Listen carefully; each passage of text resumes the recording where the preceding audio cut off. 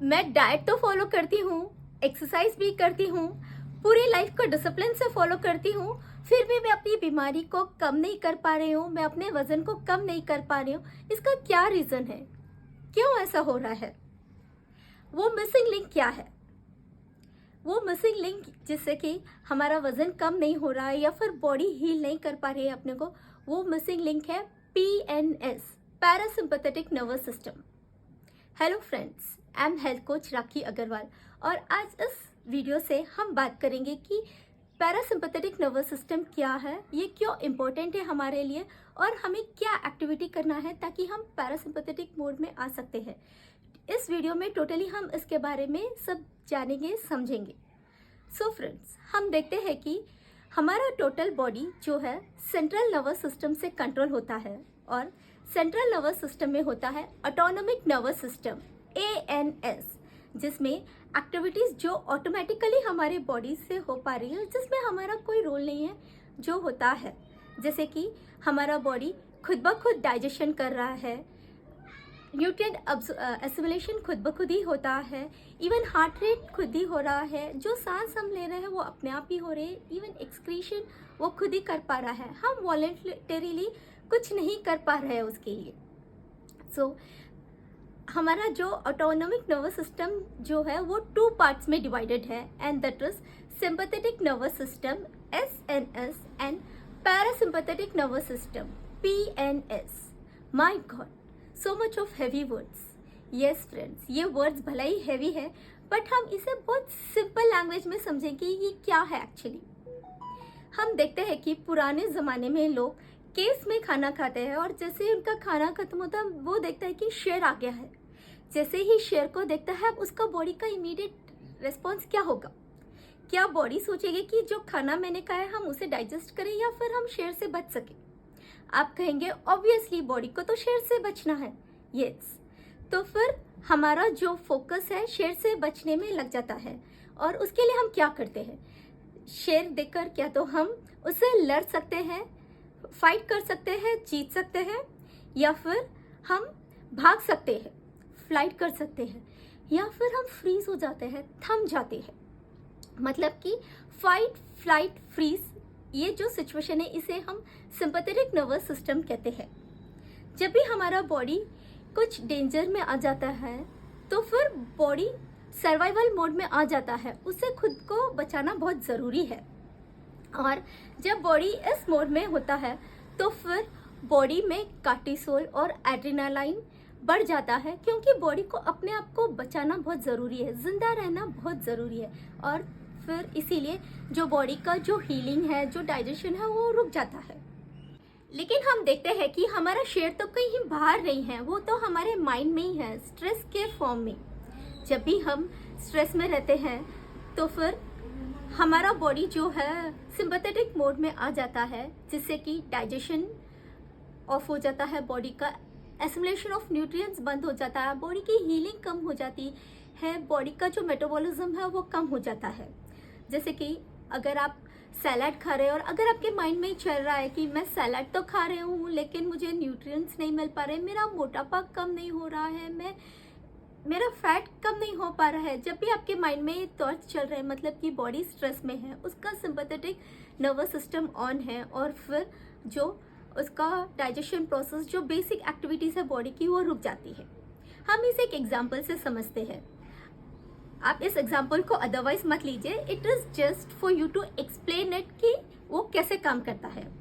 मान लो एक हस्बैंड अपने लैपटॉप पे कुछ ईमेल टाइप कर रहे हैं और उनके ही आसपास उनकी वाइफ मंडरा रही है और वो कंटिन्यू क्वेश्चंस करते रहती है उन्हें, जैसे कि हम रात में कहाँ जा रहे हैं डिनर के लिए, या फिर आपने क्या प्लान किया है, कैसे करना है बच्चों के बारे में, या फिर हम कब जाएंगे घूमने, हम कैसे जाएंगे, या फिर हमारे पड़ोसी ने ये किया है। जब वो कंटिन्यूसली उन्हें डिस्ट्रैक्ट कर रही है तो फिर उनका फोकस जो है ईमेल पे नहीं हो पाता है, वो उस ईमेल का प्रोसेस को कंप्लीट नहीं कर पाते हैं और वो फ्रस्ट्रेट हो जाते हैं और फिर उसे रोक देते हैं, बंद कर देते हैं।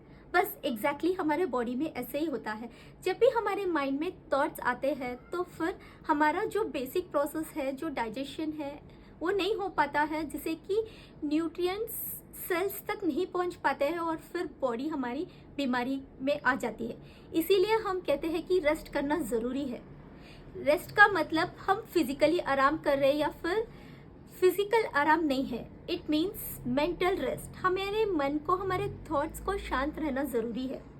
और हम देखते हैं जैसे वो शेर चला जाता है, मतलब कि हमारी बॉडी रिलैक्स हो जाती है। जैसे हमारे थॉट्स बंद हो जाते हैं, हमारी बॉडी टेंशन फ्री हो जाती है, रिलैक्स हो जाती हो, और फिर जो बॉडी के जो बेसिक एक्टिविटीज़, जो डाइजेशन ऑफ फूड है, न्यूट्रिएंट एसिमिलेशन है, जो हीलिंग प्रोसेस है, वो ऑन हो जाता है। So this is parasympathetic nervous system, जहाँ हमारा बॉडी शांत में रहता है, पीस रहता है, और उसके जो एक्टिविटीज़, रेगुलर बेसिक एक्टिविटीज़, वो अच्छे से हो पाते हैं। तो लेट अस टॉक कि हमें क्या एक्टिविटीज़ करना है जिससे कि हमारा पैरासिम्पथेटिक नर्वस सिस्टम ऑन रह सके। एंड उसके लिए सबसे पहले हमें मल्टीटास्किंग बंद करना है। अब आप कहेंगे हमने बचपन से सीखा कि मल्टीटास्किंग करना बहुत अच्छा होता है। मल्टीटास्किंग को एक्चुअली हमने अदरवाइज समझा है। मल्टीटास्किंग का मतलब ये नहीं कि आप एट ए टाइम 2 से 3 एक्टिविटी करें। जब आप ऐसा करते हैं तो फिर हमारा फोकस डिवाइड हो जाता है, हमारा बॉडी स्ट्रेस में रहता है और हम कोई भी काम परफेक्टली नहीं कर पाते हैं। मल्टीटास्किंग का मतलब कि आप दिन में 10 एक्टिविटी करो, बट एट ए टाइम आप एक एक्टिविटी करो। जैसे आप वो एक्टिविटी कंप्लीट करते हैं तो फिर आप नेक्स्ट एक्टिविटी की ओर शिफ्ट हो जाओ। It means to do only 1 activity at a time. Second is, जब भी आप खाने बैठते हैं आपको 1 मिनट के लिए मेडिटेशन करना है। अगर आप 1 मिनट ना कर पाए तो आप 30 सेकेंड्स कर सकते हैं या फिर इवन 10 सेकेंड्स कर सकते हैं। अगर आपके पास टाइम ना हो तो आप एक गहरी सांस लेकर भी अपना खाना स्टार्ट कर सकते हैं। जब भी आप ऐसे डीप ब्रेथ लेते हैं तो फिर आपका बॉडी जो है पैरासिम्पथेटिक नर्वस सिस्टम में आ जाता है, जिससे कि आपका डाइजेशन प्रोसेस ऑन हो जाता है। Third, to do pranayama. Yes friends, pranayama is very important. जब भी हम प्राणायाम करते हैं तो फिर हमारा ब्रेथ स्लो हो जाता है। हमारी बॉडी में एक प्राण शक्ति होती है जो खुद ब खुद ही अपने आप को हील कर पाती है। इसीलिए आपके पास जितना टाइम हो, ज़्यादा भी ना हो तो एटलीस्ट 5 से 10 मिनट का दिन में टाइम निकालकर प्राणायाम जरूर करें। Fourth is to do exercise. जब भी हमारा बॉडी फिजिकली एक्टिव रहता है तो फिर हमारा माइंड शांत होता है, क्योंकि हम जब फिजिकली एक्टिव होते हैं तो फिर माइंड शांत होता है, और जब हमारा बॉडी रेस्ट करता है तो फिर माइंड एक्टिव होता है। It goes this way. So it is very important कि हम एटलीस्ट हाफ एन आवर के लिए तो दिन में एक्सरसाइज ज़रूर करें। And fifth, to pursue your hobbies. आपको जो चीज़ में दिलचस्पी है, जो चीज़ आपके दिल को अच्छी लगती है, एटलीस्ट आप दिन में 1 घंटे का टाइम निकालकर आप उसे करें। उसमें आपको म्यूज़िक सुनना पसंद हो, या फिर आपको डांस करना पसंद हो, या फिर आप पेंटिंग करना चाहते हैं, आप गार्डनिंग करना चाहते हैं, या फिर बच्चों से खेलना पसंद, जो एक्टिविटी आपके दिल को भाती है आप जब उसे करते हैं तो फिर हमारा बॉडी खुश रहता है, पैरासिम्पथेटिक नर्वस सिस्टम में रहता है और वो हीलिंग की ओर जाता है।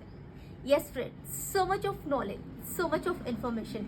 आई होप आपको समझ आया कि हमें क्या करना चाहिए ताकि हम हमारे पैरासिम्पथेटिक मोड को ऑन रख सके।